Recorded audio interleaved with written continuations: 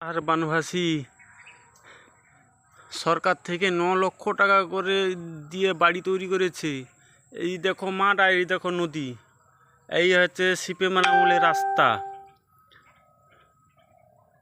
এ পর্যন্ত সিপিএম চলে গেল, টিএমসি এলো, অনেক কিছু হয়ে যাচ্ছে, এখনও কোনো কিছু কাজ হয়নি। দেখো আমাদের অবস্থা, আমরা জেলে নিয়ে আমরা এখন খালি হয়ে গেছি। কারণ এই রকম অবস্থা হলে আমরা জেলে কারবার করব কি করে?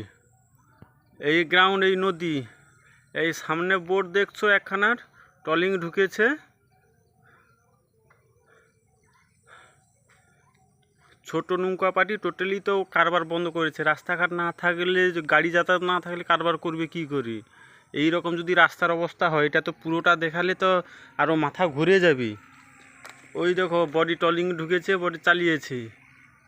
আমাদের এই এমনই অবস্থা। কটকা দেবী চক, গোড়াহার সমবায় বানভাসী। তো এই যে জমিদাতা সমেত নাম দেখো। এদেরকে কী করা যাবে? এই ঘরের অবস্থাটা দেখো।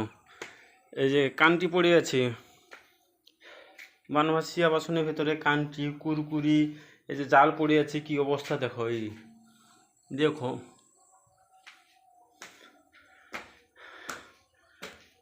সরকার এমনি এমনি টাকাগুলো নদীর জলে ভাসিয়ে দিচ্ছে। মানুষ যদি দান করতো তবে মানুষ খেয়ে পড়ে বাঁচে থাকতো।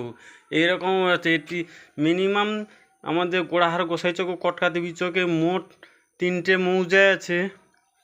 মিনিমাম 200 জালিয়া, 200, এখন দুখানাও জালিয়া নাই। এইরকম অবস্থা হলে থাকবে কি করে? দেখো ঘাটের অবস্থা।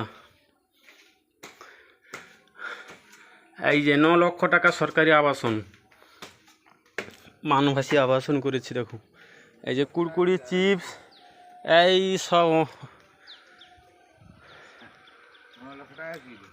9 লক্ষ টাকা আছে। ইট ভাঙিয়ে দিয়া করে ইটা চলবে নি দিয়া, তারপরে তুমি হাতে ভিতরে ঢুকিয়ে দিচ্ছে। এক ফাইনিটা লাগাও। ক বছর হইলো ঘরটা? দেখতো কি অবস্থা। এরা সব ভিতরে সব শেষ করে দেড়ি। এবার তো গরু চুরি সব ধরা পড়ছে। এবার মৎস্য দপ্তরটা ধরু দেখি, রবিন বর আছে, সভাপতি না কি আছে যে, হ্যাঁ যাচ্ছে সব শেষ করে দিচ্ছে। প্রকৃত যার মৎস্যজীবী, তার মৎস্যজীবীর কোনো কিছু নেই। এবার তোমরা ডিসাইড করো কি করবে, কি দেখছো আর কি ভাবনা করছো। এই দেখো কি অবস্থা। 200 জালিয়া পুরো জেলে পাড়া, তো জেলে পাড়া পুরো খালি পাড়া হয়ে গেছে এখন। রাস্তাঘাটে এরকম হলে, এরকম অবস্থা হলে কি করে হবে?